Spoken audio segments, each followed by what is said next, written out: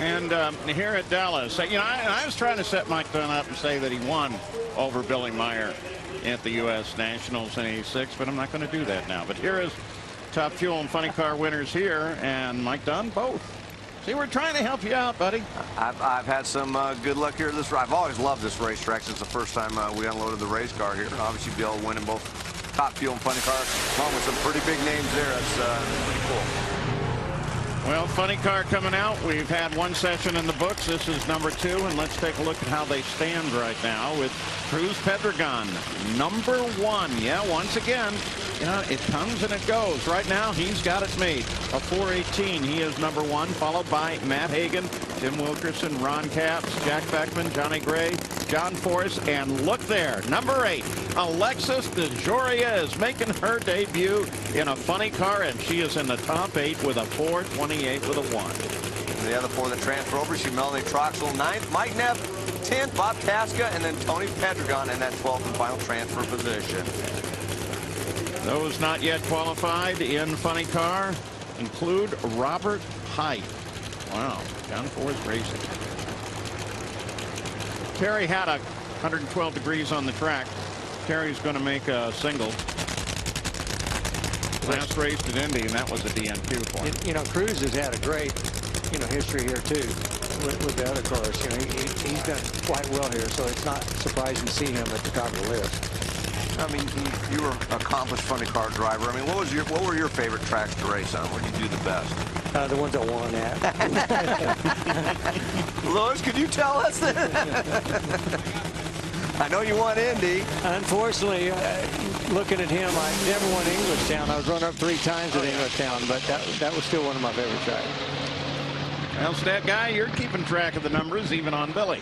Hey, when the Waco kid's in the house, you got to look up the stuff. Let's take you back to 1974, the national record in Funny Car. That's the first year I worked in drag racing, so I really paid attention back there.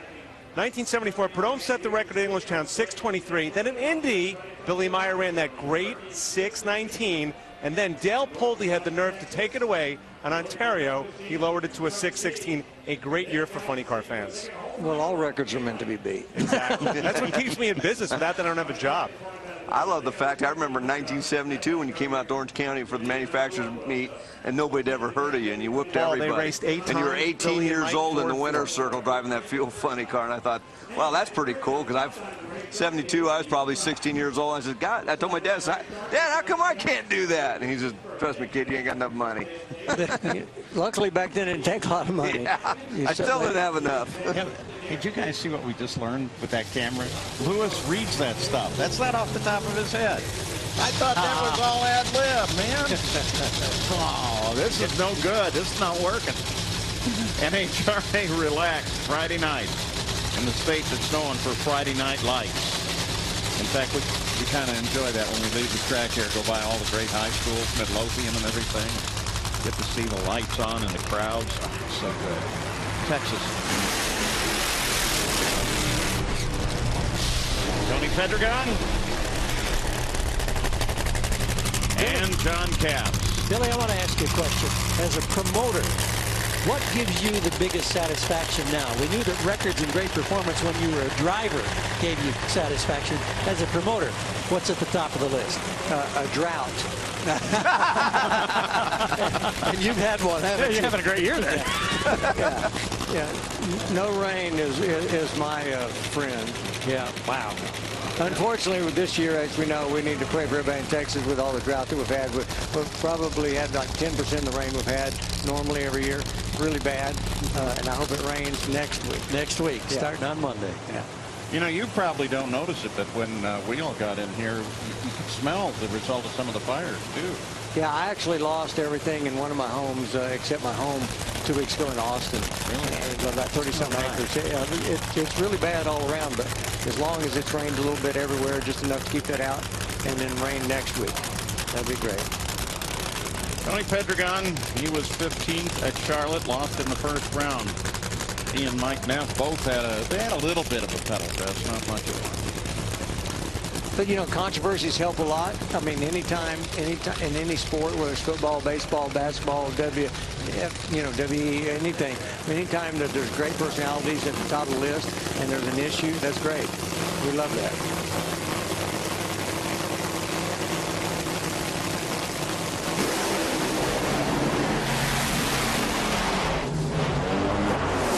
Pedregon was 12, trying to move up, and does, all the way to third. But look at John Capps. 4:15, 296 miles an hour. John Capps is right now number 1. Wow. It's early, though. Not to say anything against it. Still, that's a nice pass, you know. Pass. Paul Smith, too, helps tune that thing, and he just knows how to get those race cars down the racetrack. And, Billy, I got to ask you, I mean, back when you raced funny car, who was your biggest rival? You know, what week, what year. You know, obviously it always changed.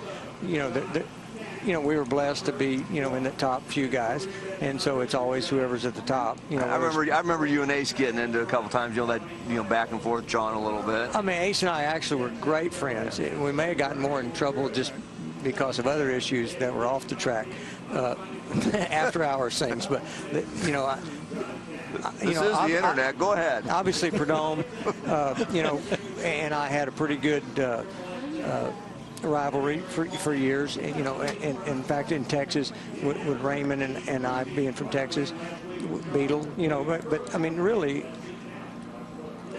when you're as old as I am now, 30 years later, you know, you forget about some of the rivalry. But obviously, every week, you know, I was raised that I didn't care. I didn't like anybody in the other lane. And so, you know, everybody was rivalry. And as you get older, I mean, that's so BS anymore in my life. But you just, back then, obviously didn't like anybody you're racing. But there's certain people you raced every time, and it's probably more, obviously always the top few guys.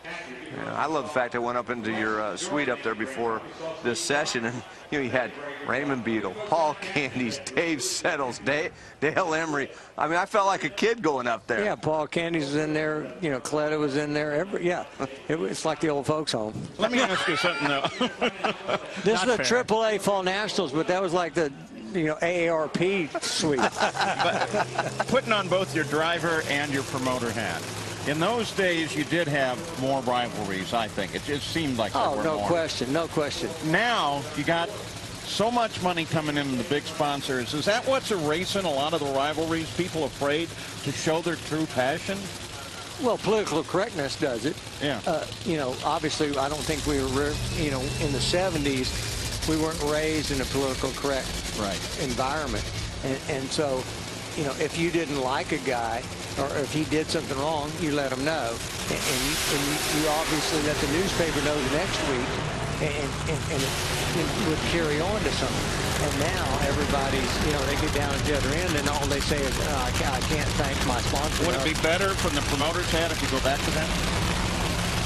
Well, it would always be better if you went back to reality. I mean, anytime you went back to what somebody thought, and they're not what they were trained to say, you know, it would always be better. Jamie's got some reality at the top end. John Capps going #1 in that run. What'd you guys find? I'll tell you what, these guys went and tested after Charlotte, after John Bodie was driving the car. We needed to find something because we just didn't have enough lately. And I think we found some stuff. So got some new clutch discs and everything, and we went out there and we had to be a little bit careful to make sure we got down the track because we didn't run this morning. But I tell you what, everybody from Biesenbach and Paul Smith Racing School, fair waste, I just can't be happier right now. #1 for now, but there's a lot of tough guys coming. Is this something you think you can do consistently? The car or me?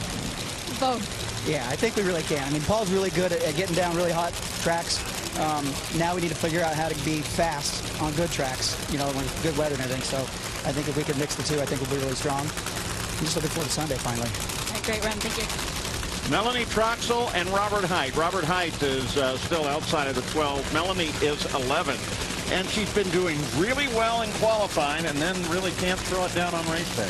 Well, I talked to Robert Height, you know, or I talked to Jimmy Frock, and I said, what happened in Charlotte? And he said, man, we just backed down, we just missed it, and the car went out there, shook and threw up. And I said, well, what you got to do here is you've got to win the race and try not to throw up. Well, they used their last test session after Charlotte, and Robert's confidence really scored because they had 3 great runs at Charlotte on Monday. Good run. Well, Melanie Troxel finds herself in trouble and drops one position as Robert Height gets into the field at second. Stat guy. When you look at Robert Height, the 2009 champ, Dave and I realized this last Sunday night. Yeah. He has no round wins in the playoffs. 0-6 last season, 0-1 this season. Is that amazing? That is amazing. And an interesting story, Elin Werner, who is one of the PR reps for the John Force Racing team, was saying earlier today that Robert said, I'm 0 for 7 here in playoff success. And he says, actually, you're 0 for 6. You failed to qualify last year at Las Vegas. And that put him in a bigger funk. Well, Billy, here's something that I think is just cool. I mean, the NHRA is by far the most diverse of all the sports anyway. And here comes another female into funny car, Alexis DeJoria, making her debut.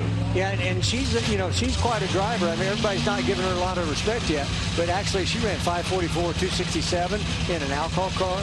She's got a win, and she's one of only, I guess there's only been one final round in alcohol funny car history where 2 females were in it. I mean, she's been racing a long time. She got 5 or 6 years under her belt already, and she's got 40-something runs testing after she did get her license here at the Motorplex last fall. I mean, they're treating her like a rookie. She is a rookie in a sense, but she's not a rookie. Well, I can remember Perdomo when I came up. He says, kid, you got to pay your dues. I don't care where you come from or what you've done, you got to pay your dues. But I like the way Alexis has approached it by going through with the alcohol funny car, one of the harder cars to drive consistently because you have to swap feet, rev the engine up, shift on time. To do it right, you have to be on your game. And now she's moving to the fuel funny car. So she has proven herself that she really wants to do this. Yeah, no question about it. I mean, Perdomo never liked anybody. Yeah, if you remember when they did the movie Wheels of Fire, he said I was a punk. He said I was a punk back then, and I've been racing for 7 or 8 years already. But she understands the sport, and she is a very good driver. Yeah. She's fierce, she's fiery, she's beautiful, she's got pretty much everything. And talk to Jim Oberhofer about her. This is a crew chief for her that they've tested more than 40-some runs, including taking off the restrictor plate when they tested after Indy. So she's got the max cackle out of this machine.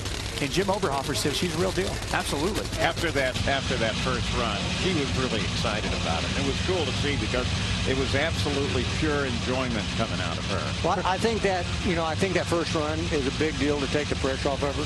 She ran great, and now I think you'll really see her. They'll tune the car up now, I think, to fit the track instead of her. Do you remember your first run? Yes. Where was it? It was before the manufacturer meet in '72, wasn't it? Actually, it was at an airport. Was the Back first in the day. They let me make a run, and it lasted like 50 feet.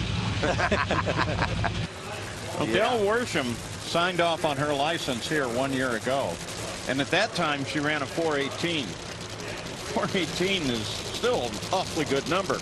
It would have her third here right now. No, I think she's going to run in the teens right here.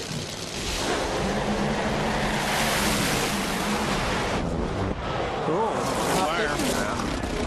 431. Paul Lee comes up with a 456. He moves up to 13th. Alexis is going to stay right where she was. Straight and true, and then trial by fire. Yeah. Well said. Right into the oven. Well, she did run in the teens. She just wasn't at the finish line yet.